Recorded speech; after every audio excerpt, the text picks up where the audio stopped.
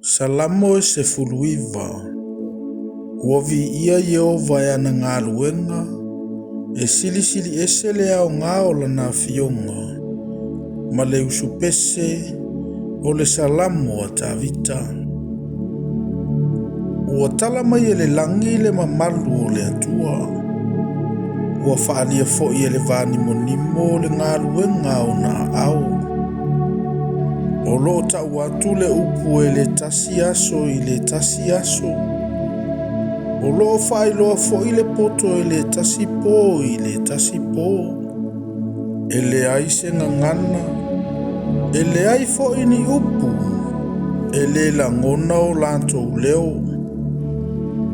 Ua o atu lo lanto leo i le lalolangi umalava.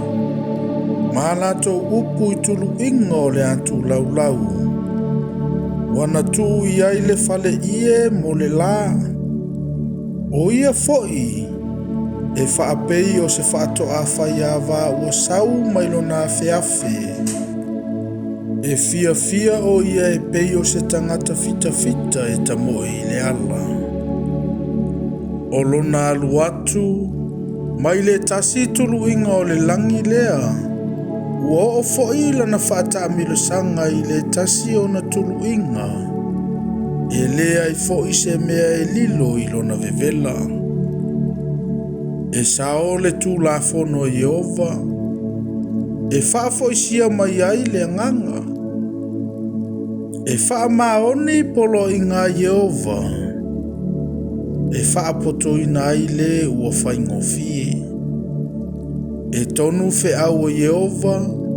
E wha fia ai le loto. E mama polo i ngā Yehova. E malama ai mata. E mama le matau i a Yehova. E tu mau e whaavavau. O whaamasinonga fo i a Yehova. E moni ia matonu umalava. E sili ona le lei i le auro. O le auro e sili ona le lei e tele.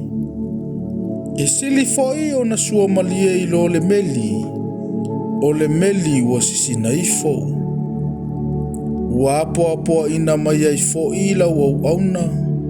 E tele foi le taui pe antau si i ai.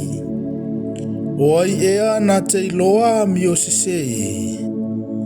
Ia e wha mangalo i ante au i anga salalilo. Ia e tau fifo i lau au na i anga sala wha mawalunga. Awana i pule ia i ante au.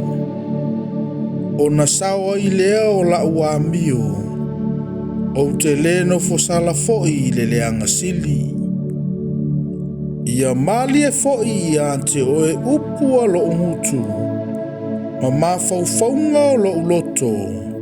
Yeo vai lo upapa ma le na te tongi o lai nāu.